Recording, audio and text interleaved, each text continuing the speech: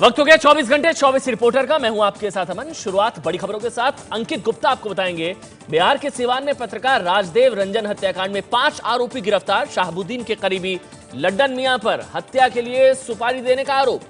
उमेश पाठक आपको बताएंगे अयोध्या में हथियार ट्रेनिंग कैंप में मुस्लिम आतंकी दिखाने पर बजरंग दल के आयोजकों पर धर्म विशेष की भावना आहत करने का केस दर्ज।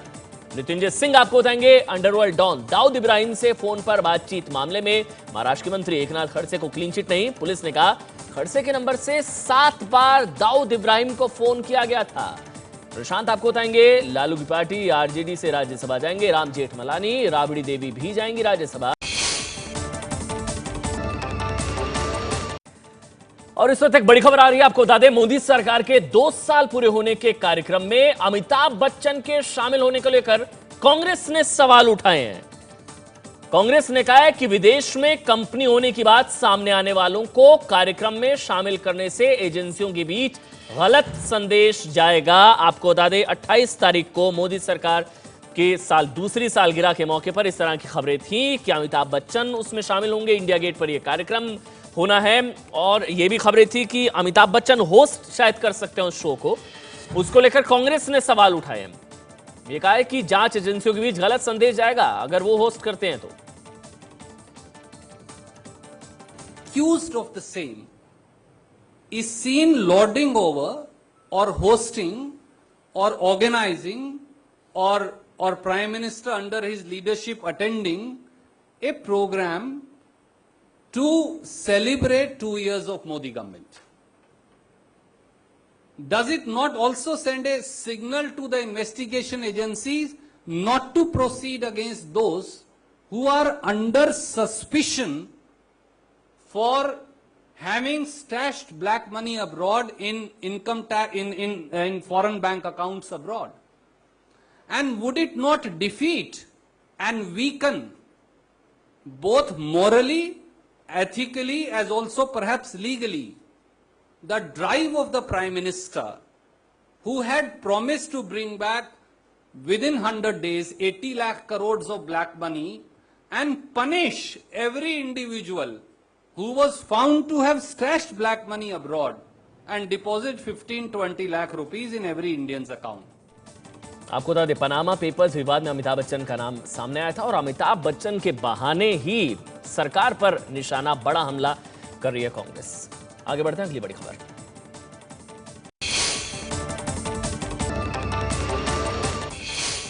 बिहार के सीवान में पत्रकार राजदेव की हत्या के मामले में 5 आरोपी हुए गिरफ्तार। शहाबुद्दीन के करीबी लड्डन मियां पर हत्या के लिए सुपारी देने का आरोप।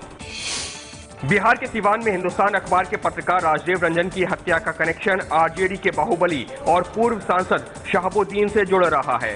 पुलिस को शक है कि शहाबुद्दीन के करीबी लड्डन मियां ने सुपारी देकर 13 मई की शाम राजदेव की हत्या कराई है। लड्डन मियां की गिरफ्तारी नहीं हुई है, लेकिन सीवान पुलिस ने इस मामले में अब तक 5 आरोपियों को गिरफ्तार किया है। पुलिस ने 3 बाइक और हथियार भी बरामद किए हैं। पत्रकार राजदेव की हत्या क्यों की गई, यह अभी तक साफ नहीं है। हालांकि इस मामले की जांच अब सीबीआई भी कर रही है। पटना के पास पालीगंज में एक डॉक्टर को अगवा करने की कोशिश की गई। नाकाम होने पर बदमाशों ने कंपाउंडर को गोली मारी। डॉक्टर पीके झा पटना जिले के पालीगंज में नर्सिंग होम चलाते हैं। कल रात ही अपनी पत्नी के साथ पालीगंज से पटना जा रहे थे। पालीगंज थाने से महज 200 मीटर दूर बाइक पर सवार 6 हमलावरों ने जबरन इनकी कार रुकवाई। कार से डॉक्टर को खींचने की कोशिश की गई, लेकिन जब नाकाम रहे तो बदमाशों ने फायरिंग कर दी। फायरिंग में डॉक्टर झा तो बच गए, लेकिन गोली उनके कंपाउंडर के कंधे में लग गई। कार के ड्राइवर को भी बुरी तरह से पीटा गया है। आपको बता दें कि कुछ ही दिन पहले बदमाशों ने पटना में डॉक्टर को चिट्ठी के साथ गोली भेजकर उनसे 50 लाख रुपए की रंगदारी की मांग की थी। अयोध्या में हथियार ट्रेनिंग कैंप में मुस्लिम आतंकी दिखाने पर बजरंग दल के आयोजकों पर धर्म विशेष की भावना आहत करने का केस दर्ज। ये वीडियो 14 मई का है। टीवी चैनलों पर चले इस वीडियो का संज्ञान लेते हुए पुलिस ने अयोध्या में आयोजकों पर धार्मिक सौहार्द बिगाड़ने और धार्मिक भावना को ठेस पहुंचाने का केस दर्ज कर लिया है। समाजवादी पार्टी बीएसपी और कांग्रेस का कहना है कि अगले साल यूपी चुनाव से पहले सांप्रदायिक ध्रुवीकरण की कोशिश हो रही है। इस कैंप का बचाव करते हुए यूपी के गवर्नर राम नाईक का कहना है कि आत्मरक्षा के लिए इस तरह की ट्रेनिंग जरूरी है। राजस्थान के अजमेर में कुख्यात बदमाश धन सिंह ने टोल कर्मचारियों को बंदूक की नोक पर बनाया मुर्गा। आरोप है कि इन लोगों को मुर्गा कुख्यात अपराधी धन सिंह ने बनाया है। धन सिंह अपने 2 साथियों के साथ काले रंग की सफारी गाड़ी में टोल नाके पर पहुंचा और पिस्तौल निकालकर टोल कर्मियों को धमकाने लगा और बारी बारी से सभी कर्मचारियों को मुर्गा बनाया। टोल कर्मचारियों के मुताबिक धन सिंह शराब के नशे में था। मध्य प्रदेश के नरसिंहपुर में विधायक संजय शर्मा के स्वागत में समर्थकों ने की खुलेआम फायरिंग। ये फायरिंग तेंदुखेड़ा के बीजेपी विधायक संजय शर्मा की शान में की गई। कल दोपहर वो घोड़ा डोंगरी जा रहे थे। उसी दौरान समर्थकों ने नियमों को ताक पर रखते हुए उनके स्वागत में हाईवे पर ही फायरिंग शुरू कर दी। इस तरह की फायरिंग देखकर वहां से गुजरने वाले यात्री सख्ते में आ गए। विधायक संजय शर्मा अपनी दबंग छवि के लिए जाने जाते हैं। नागपुर की सेंट्रल जेल में कैदियों के बीच मारपीट की घटना हुई है। मारपीट की इस घटना में पूना के जो जर्मन बेकरी बम धमाके का जो प्रमुख आरोपी है हिमायत बेग, वो आरोपी बना है। कहा जा रहा है कि हिमायत बेग ने राजेश दवारे नाम के एक आरोपी को उसके सिर पे गंभीर वार किए हैं, जिसमें राजेश दवारे जो है वो जख्मी हो गया है। हिमायत बेग के खिलाफ मारपीट का मामला दर्ज किया गया है, लेकिन फांसी यार्ड में जो सुरक्षा व्यवस्था है उस पर प्रश्न निर्माण हुए हैं। छत्तीसगढ़ के जशपुर में दुधमुहे बच्चे को लेकर 30 फुट गहरे कुएं में कूदी महिला, बच्चे का बाल भी नहीं हुआ बांका।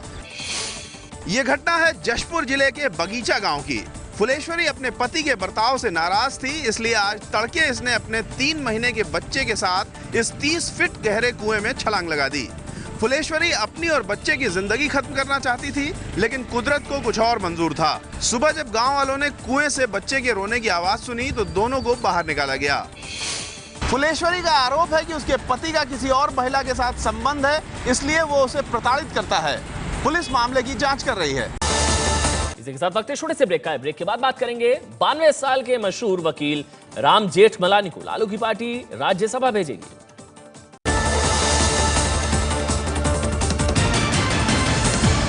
24 घंटे 24 रिपोर्टर में अब तक आप इन 3 बड़ी खबरों पर नजर डाल चुके हैं। सबसे बड़ी खबर में आपने देखा पटना में डॉक्टर पर फायरिंग, कंपाउंडर जख्मी। सिवान पत्रकार हत्याकांड मामले में 5 आरोपी गिरफ्तार। दाऊद को कॉल पर एकनाथ खड़से को क्लीन चिट नहीं। आगे बढ़ते हैं।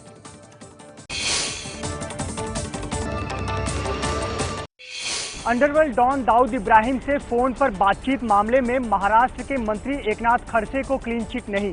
पुलिस के मुताबिक एकनाथ खड़से के नंबर से 7 बार दाऊद को फोन किया गया।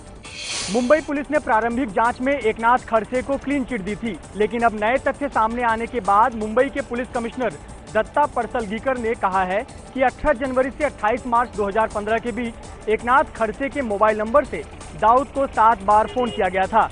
हालांकि खड़से दावा कर रहे हैं कि किसी ने उनके सिम कार्ड की क्लोनिंग कर दाऊद से बात की है।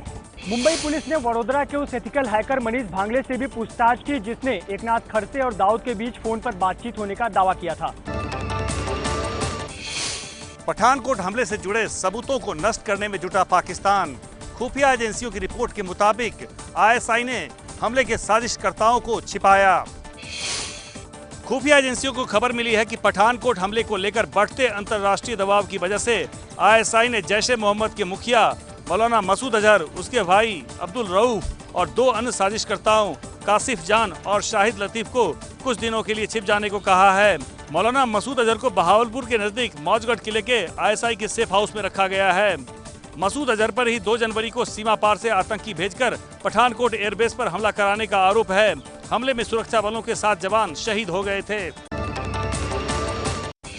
इस साल नवंबर में सार्क देशों के सम्मेलन के लिए पाकिस्तान जा सकते हैं प्रधानमंत्री मोदी। अगर प्रधानमंत्री पाकिस्तान गए तो ये उनका पहला आधिकारिक दौरा होगा। इससे पहले दिसंबर में मोदी अफगानिस्तान से लौटते समय नवाज शरीफ के घर उनकी बेटी की शादी के समारोह में शामिल हुए थे। 9 और 10 दिसंबर को पाकिस्तान में 19वां सार्क सम्मेलन होना है, जिसमें नवाज शरीफ भी रहेंगे। आपको बता दें कि सार्क सम्मेलन दक्षिण एशिया के 8 देशों का आर्थिक और राजनीतिक संगठन है। सार्क देशों के सम्मेलन की शुरुआत 8 दिसंबर 1985 को बांग्लादेश की राजधानी ढाका में भारत, पाकिस्तान, अफगानिस्तान, नेपाल, श्रीलंका, भूटान और मालदीव ने मिलकर की थी। 92 साल के मशहूर वकील राम जेठमलानी को लालू की पार्टी भेजेगी राज्यसभा। लालू की पत्नी राबड़ी देवी भी जाएंगी राज्यसभा। मशहूर वकील राम जेठमलानी आरजेडी की तरफ से 30 मई को अपना नामांकन दाखिल कर सकते हैं। जेठमलानी लालू यादव के वकील हैं और चारा घोटाले में लालू का केस लड़ रहे हैं। जेठमलानी इससे पहले बीजेपी की तरफ से भी राज्यसभा सांसद रह चुके हैं। वो वाजपेयी सरकार में मंत्री भी थे। लालू की पत्नी राबड़ी देवी आरजेडी कोटे से दूसरी राज्यसभा उम्मीदवार होंगी। पहले लालू की बेटी मीसा का भी नाम राज्यसभा के लिए चर्चा में था, लेकिन अब उन्हें बिहार विधान परिषद भेजा जाएगा। समाजवादी पार्टी ने गौतम बुद्ध नगर के पूर्व बीएसपी सांसद सुरेंद्र सिंह नागर को राज्यसभा का उम्मीदवार बनाया। कुछ दिन पहले समाजवादी पार्टी के वरिष्ठ नेता शिवपाल सिंह यादव ने राज्यसभा के लिए जिन 7 नामों का ऐलान किया था, उसमें अरविंद सिंह का भी नाम था, लेकिन अब पार्टी ने अरविंद की जगह सुरेंद्र नागर को उम्मीदवार बना दिया है। सुरेंद्र नागर लोकसभा चुनाव से पहले बीएसपी से समाजवादी पार्टी में आए थे। उनका पश्चिमी यूपी में दबदबा माना जाता है। वो गुर्जर समुदाय के हैं। वो दूध के कारोबारी हैं और पारस डेयरी के मालिक हैं। अब एसपी की तरफ से अमर सिंह, संजय सेठ, बेनी प्रसाद वर्मा, रेवती रमन सिंह, सुखराम सिंह यादव, विश्वंभर निषाद और सुरेंद्र नागर ने पर्चा भरा है। पूर्व बीएसपी सांसद अखिलेश दास भी निर्दलीय उम्मीदवार के तौर पर पर्चा भरने की तैयारी में हैं, जिसकी वजह से राजनीतिक समीकरण बदलने की चर्चा तेज है।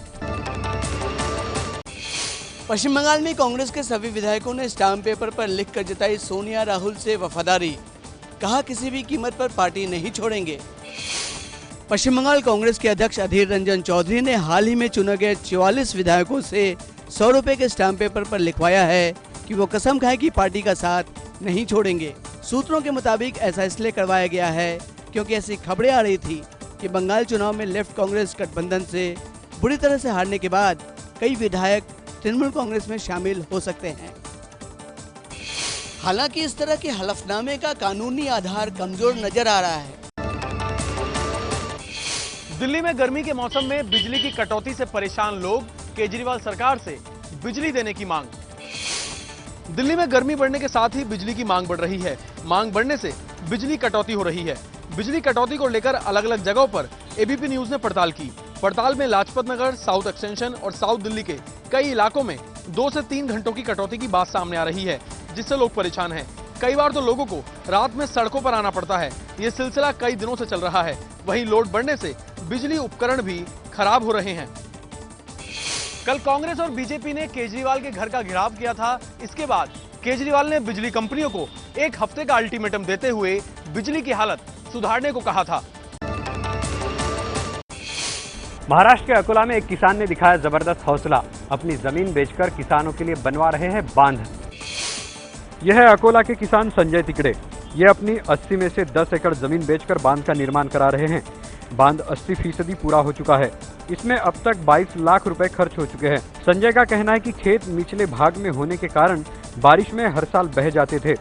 दूसरे किसानों की भी यही समस्या थी। इससे परेशान होकर उन्होंने सीमेंट का बांध बनाने की सोची। बाकी किसान शुरुआत में तो संजय के साथ आए, लेकिन बाद में सरकारी प्रताड़ना से डर गए। लेकिन संजय ने हार नहीं मानी। महाराष्ट्र के पुणे में 952 किलो प्याज बेचने पर एक किसान को सिर्फ 1 रुपए का मुनाफा होने का दावा। पुणे के शिरूर तहसील के वडगांव रासाई गांव के रहने वाले किसान देवीदास परभाने को मिली ये रिसीट आजकल व्हाट्सएप पर वायरल हो रही है। देवीदास पुणे की मंडी में 952 किलो प्याज बेचने के लिए गए थे। हैरत की बात यह है कि इतना प्याज बेचने पर भी उन्हें सिर्फ 1 रुपया ही मुनाफा मिला। किसानों का कहना है कि हालत ऐसी खराब है कि लागत निकालना भी मुश्किल हो रहा है। परभाने का कहना है कि ऐसी हालत में किसानों के पास खुदकुशी करने के अलावा कोई चारा नहीं है। छोटा सा ब्रेक ले रहे हैं और ब्रेक के उस पार 24 घंटे 24 रिपोर्टर में देखिए अमेरिका में बवंडरों का कहर।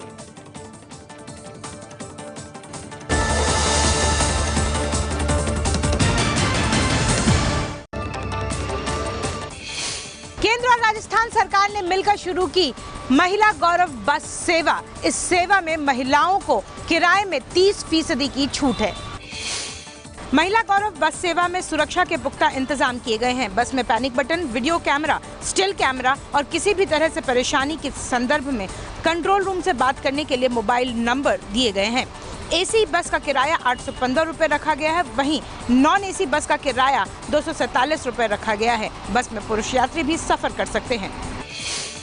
दिल्ली में साल 2012 में ही बस में हुआ था निर्भया कांड और उसी से सबक लेते हुए केंद्र और राजस्थान सरकार ने महिलाओं के लिए ये पहल की है।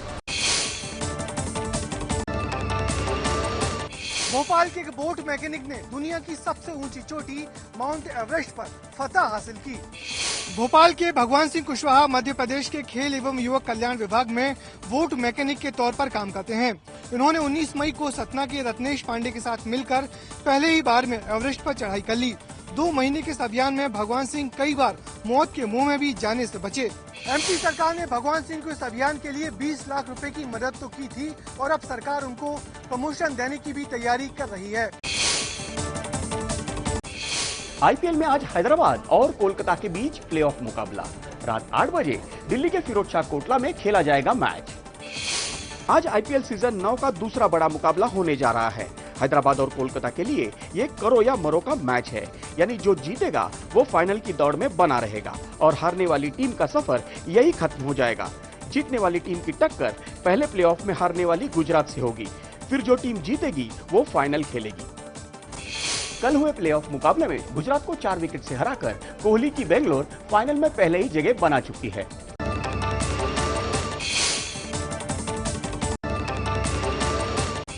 अमेरिका के कई प्रांतों में बवंडरों का कहर, अरबों डॉलर की संपत्ति को पहुंचा नुकसान। ये तस्वीरें हैं अमेरिका के ओक्लाहोमा की। मंगलवार शाम उठे इस बवंडर के रास्ते में जो कुछ आया वो तबाह हो गया।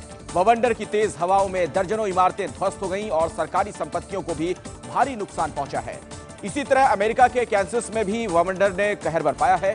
कैंसस में 2 लोगों के बुरी तरह से जख्मी होने की खबर है। अमेरिका के मौसम विभाग ने आने वाले वक्त में और बड़े बवंडर आने की चेतावनी जारी की है।